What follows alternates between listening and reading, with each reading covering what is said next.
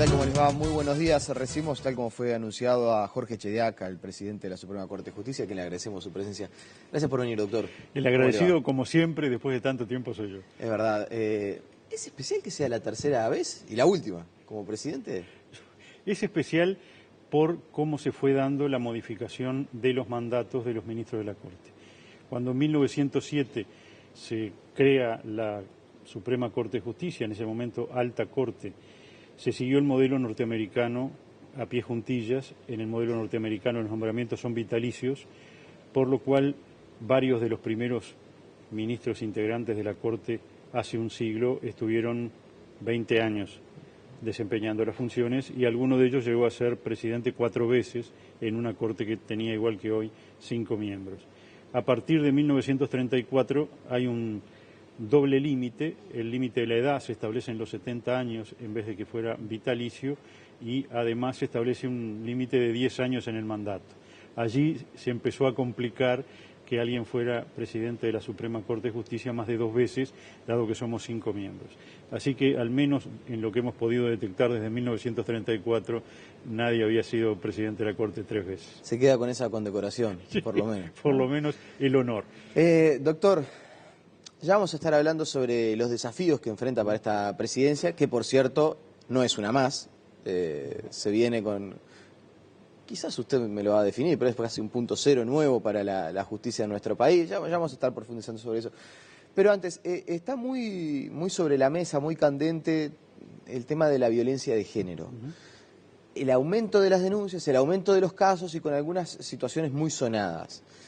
En ese sentido, ¿qué puede hacer la justicia con las herramientas que tiene hoy para dar una mejor respuesta a las víctimas, para poder ser más, tener mayor celeridad para resolver las situaciones? En este momento se está hablando mucho del tema de la custodia de los hijos de la muchacha tristemente asesinada por un policía, Valeria Sosa.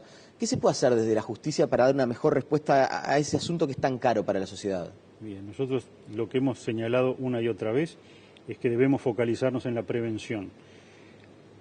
Hay que mejorar la respuesta del servicio, debemos tener la posibilidad de contar con más técnicos que permitan que nuestros juzgados especializados obtengan los diagnósticos de peligrosidad en tiempo real a los efectos de tomar las medidas correspondientes, sobre todo en los casos donde el factor de riesgo es muy alto, colocar las tobilleras, los mecanismos de seguimiento a los efectos de prevenir que se reiteren los casos lamentables de pérdida de vidas por violencia doméstica.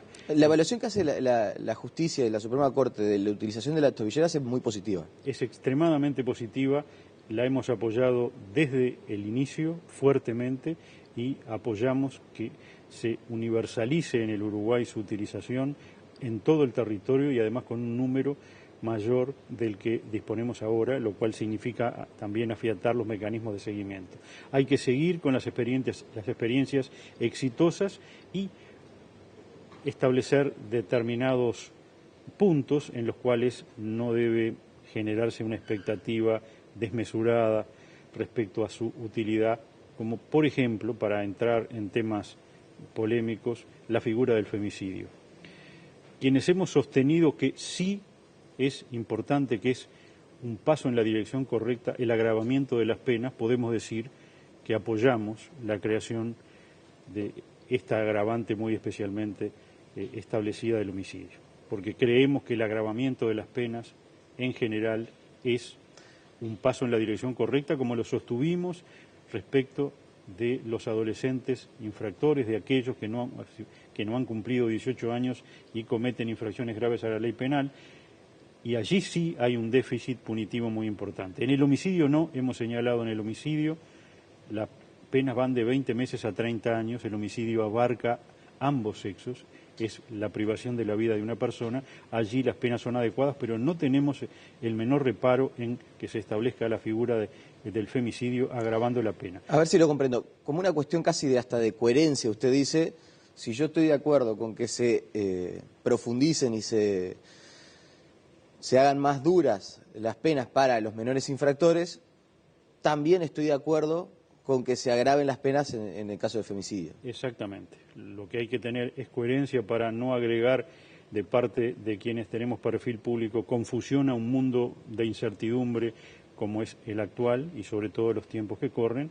Si uno está a favor de agravar las penas, está a favor siempre de agravar las penas, y si está en contra, porque hemos oído también pontificar en el sentido de que eso es irrelevante o a veces hasta contraproducente, bueno, si estamos en contra siempre. No se puede estar en contra a veces y a favor a veces. Por más que la raíz de los ataques o de las motivaciones para realizar estas cuestiones, motivaciones hablando desde el punto de vista de lo que lleva a una persona, ¿no?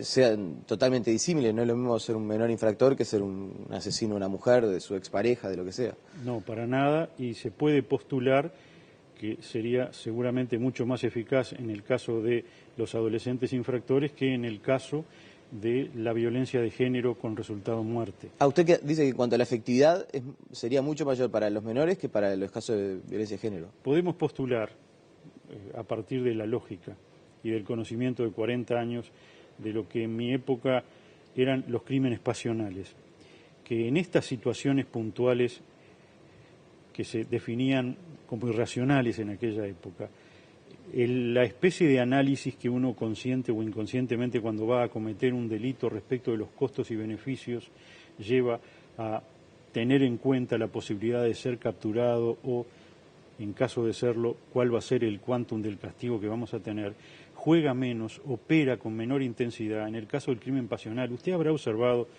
desde su función profesional que en este lamentable tipo de episodios, la situación es que quien quita de la vida a su pareja, a su ex cónyuge, el hombre, porque en general es así, en algunos casos termina suicidándose inmediatamente.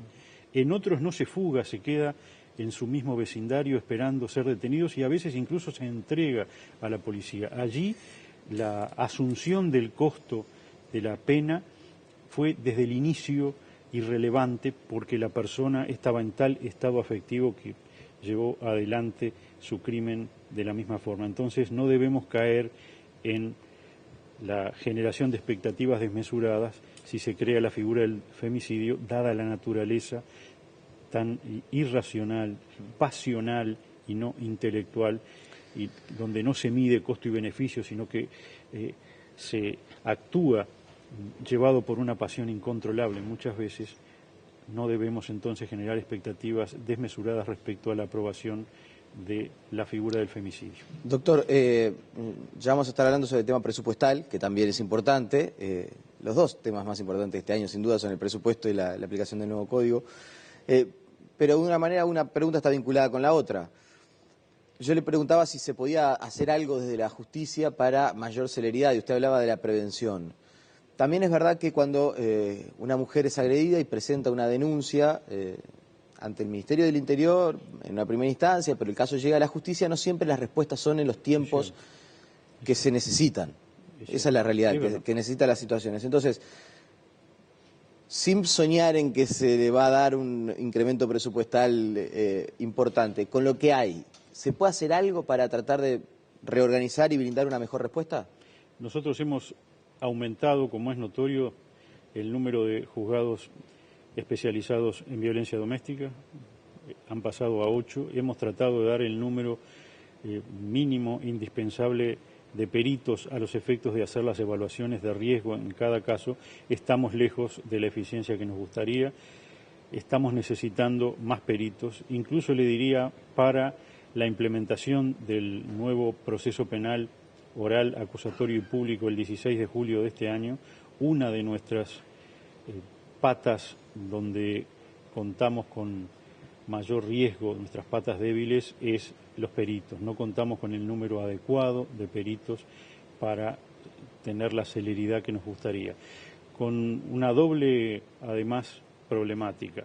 No solo no contamos con el número adecuado de peritos, sino que se nos complica enormemente llenar las vacantes que a veces tenemos, dado el nivel de retribuciones, comparándolo con lo que los profesionales médicos, psicólogos o psiquiatras pueden ganar en la actividad privada o en otros organismos. Entonces, tenemos pocos y nos es difícil luego que en los concursos se postule el número suficiente de profesionales. O sea, una de las los cuellos de botella que están viendo ustedes para la implementación del nuevo código, ya no estamos hablando solamente de los casos de violencia doméstica, estamos hablando en general, es que por el nivel de retribución del Poder Judicial les cuesta tomar gente. Por el nivel de retribuciones y el nivel de exigencia horaria nos cuesta conseguir candidatos para los cargos profesionales, es verdad. ¿Cuánto depende? El 16 de julio es el día marcado, no se mueve, es como el maracanazo de la justicia, ¿no? A nivel judicial empieza la aplicación del nuevo código. Pero antes, o en paralelo a esa fecha, está la discusión presupuestal. ¿Cuánto depende lo que empieza a regir el 16 de julio de lo que se defina unos meses antes o en esa misma época se esté votando a nivel del Parlamento? Bueno, para el caso puntual de la implementación a partir del 16 de julio no depende, dado que los fondos... Por eso le preguntaba de la aplicación. Los fondos para la aplicación están, no dependen de la instancia presupuestal de la rendición de cuentas 2017, lo que seguramente sí van a haber algunos requerimientos que no vamos a poder implementar con los fondos que tenemos para el 2018, que es cuando entraría a regir, en su caso, la rendición de cuentas. Pero para la implementación de este año los fondos mínimos están, así que por allí no vemos demasiados problemas. Lo que hemos señalado, como la comisión de quienes redactamos este código, los 11 que redactamos este código, preveíamos una implementación a lo largo de 3 años, una vacatio legis, se llama una vacación legal entre la aprobación de la ley y su entrada en vigencia y la implementación efectiva. Y en la realidad se llegó a 12 meses en vez de 36 meses. Hay una cantidad de detalles pequeños que seguramente no van a estar prontos el 16 de julio de este año. Se irán completando en los meses subsiguientes. Por ejemplo, seguramente la parte edilicia en algunas zonas del interior del país no va a estar pronta, la parte de equipamiento no va a estar pronta. Empezaremos con los principales departamentos cubiertos. Montevideo sí va a estar en condiciones de comenzar con una adecuada implementación. Maldonado también, el edificio de los juzgados penales de Maldonado estará pronto por el mes de mayo o junio, así que para el mes de julio seguramente al menos una parte del edificio va a estar con el equipamiento adecuado para empezar adecuadamente, con sala de prensa, con salas de audiencias adecuadas, la implementación de este código. En el resto del país, en algunos departamentos donde es difícil conseguir viviendas adecuadas, no hay una oferta para alquilar, si hay inmuebles propios no tienen capacidad locativa para nuevos juzgados, bueno, allí podemos tener en los primeros meses de implementación alguna dificultad. Para que la gente lo entienda, seguramente no va a ser la única vez que conversemos en el año sobre esto, lo vamos a seguir convocando, va a ser uno de los temas muy importantes y relevantes a nivel de lo que es la justicia. Quizás no siempre tenemos la dimensión de lo que representa el cambio que empieza a regir en julio de este año, ¿no? Hablo de la población en general. Es un cambio de paradigma al momento de impartir justicia, que no es poco, en realidad es mucho en la vida de la sociedad.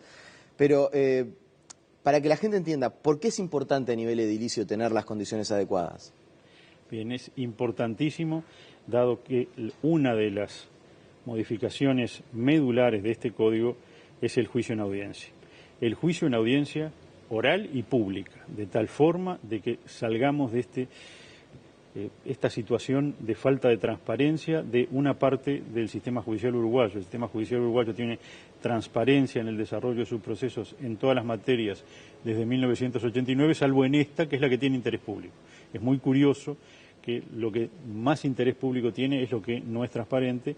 Necesitamos edificios adecuados, necesitamos lugares en donde se pueda desarrollar el juicio y la prensa pueda tener acceso a los efectos de ver cómo se desarrolla, de grabar, de transmitir luego en los noticieros las principales incidencias que ha tenido el juicio sin la necesidad de hacer paneos en los edificios.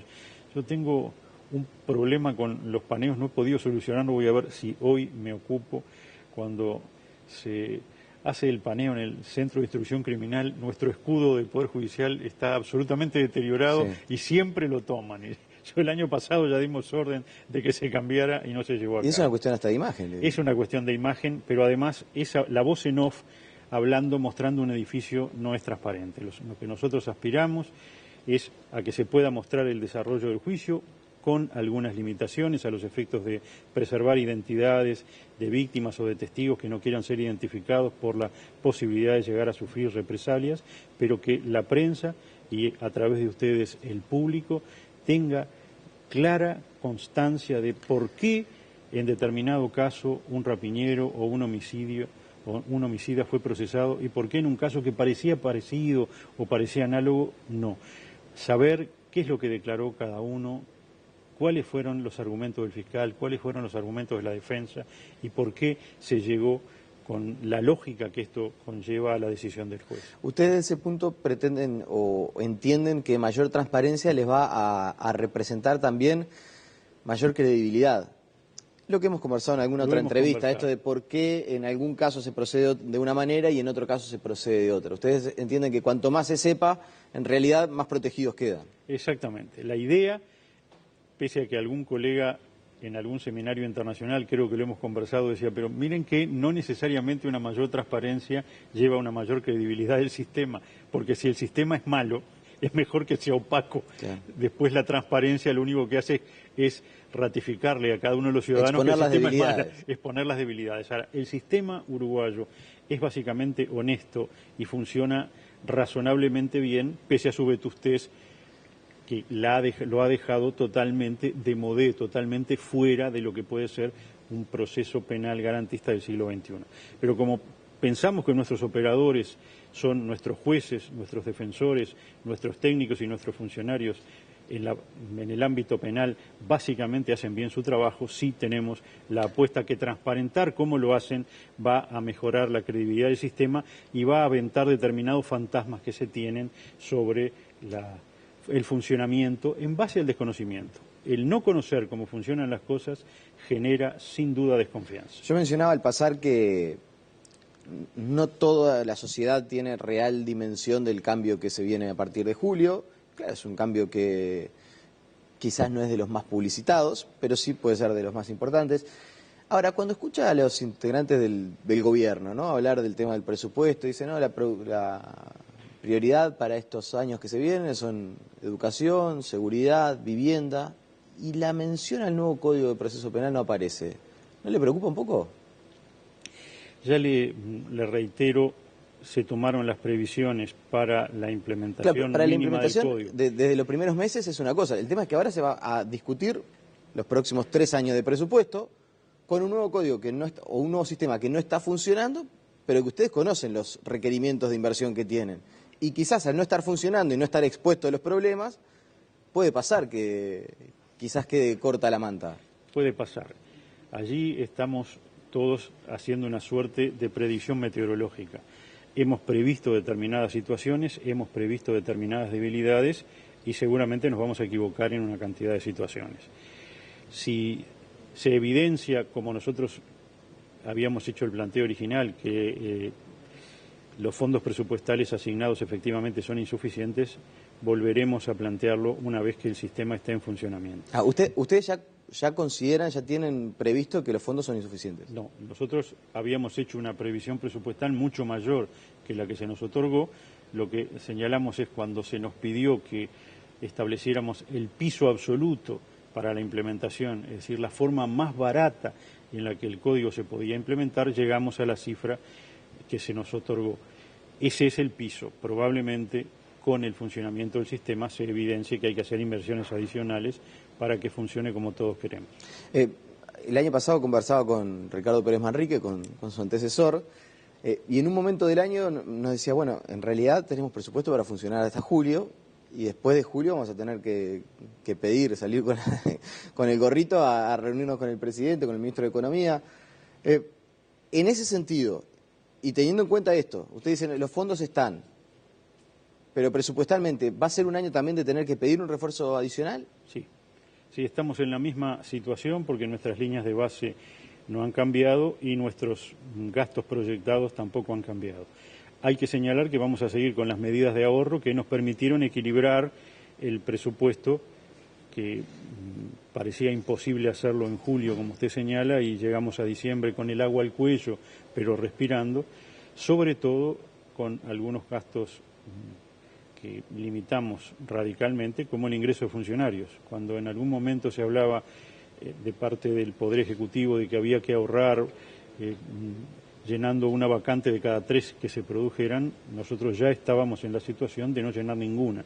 Llevamos ya 8 meses, si mal no recuerdo, en el Poder Judicial sin ingresos en los escalafones de funcionarios administrativos y de servicios, y como está proyectado el gasto y los ingresos del Poder Judicial en el 2017, probablemente tengamos que continuar con la medida, porque usted sabe perfectamente que en la mayoría de los organismos públicos en el Uruguay cerca del 80% de la previsión presupuestal se va en sueldos.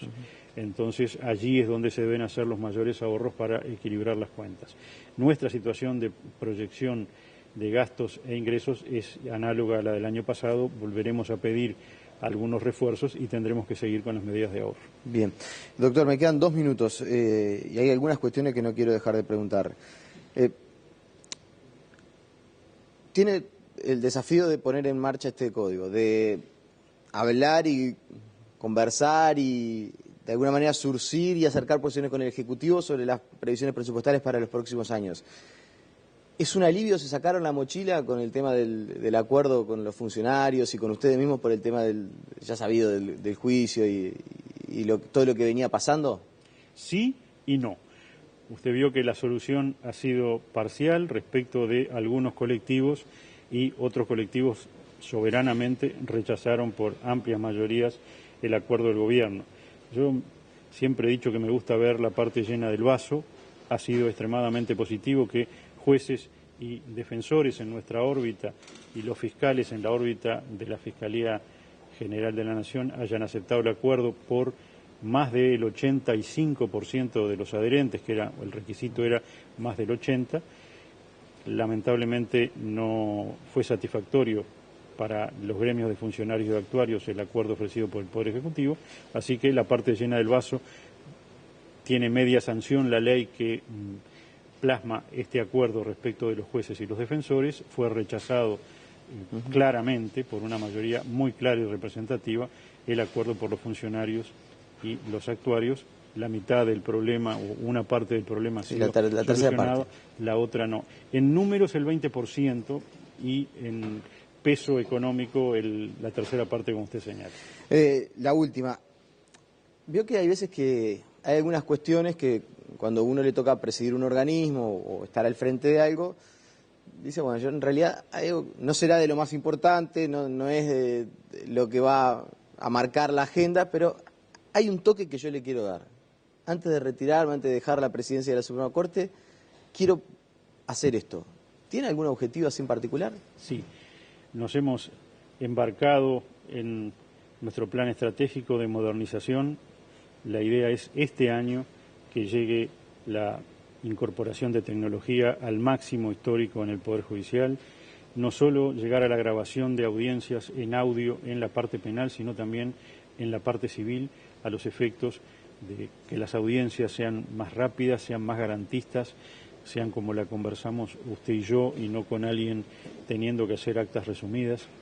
Queremos también sustituir nuestra oficina de recepción y distribución de asuntos, que hoy lleva un preingreso a los efectos de llegar al ingreso directo de parte de cada profesional de los escritos y evitarse luego de hacer un preingreso igual tener que ir a la baranda general para que de allí lo deriven a un juzgado, hacer la eliminación de pasos intermedios, mejorar a través de la ventanilla única de ingreso de expedientes por vía informática el acceso a la justicia. Hoy el acceso a la justicia no puede pasar por que en cada pueblo del interior haya materialmente un juzgado. En eso hemos tenido una evolución similar al Banco República. Yo aprendí este año a hacer los pagos a través de iBrow y veo que eso es maravilloso, incluso para las personas mayores como yo. Bueno, hay que llegar a que haya una especie de iBrow para el Poder Judicial, poder hacer los trámites a través del sistema informático, por lo cual tenemos la aplicación Poder Judicial que comunica al celular los movimientos de los expedientes a los abogados. Ese es el camino, la modernización, la incorporación efectiva de tecnología a los efectos de un Poder Judicial se suele decir siglo XXI. Bueno, sí, de siglo XXI, con las nuevas prestaciones que la tecnología permite y no aquella imagen de los juzgados polvorientos y con poca luz y tapado de papeles que se tenía, porque la justicia debe ser moderna y ágil, y la agilidad hoy va por la incorporación de los medios electrónicos. Y cambiar los escudos. Y cambiar los escudos por la imagen. Es espantoso cuando quizás no podamos evitar todo. A veces hay algún crimen con interés periodístico en el interior, se va al juzgado, que es un pequeño juzgado, y pasa lo mismo con el escudo, que también da pena. Bueno, vamos a tratar por lo menos los más icónicos de cambiarlos, porque sí tenemos limitaciones presupuestales, pero no estamos en la indigencia. Doctor, le agradecemos por su presencia, seguramente volveremos a conversar varias veces a lo largo del año. El agradecido soy yo. La pausa y seguimos con más noticias.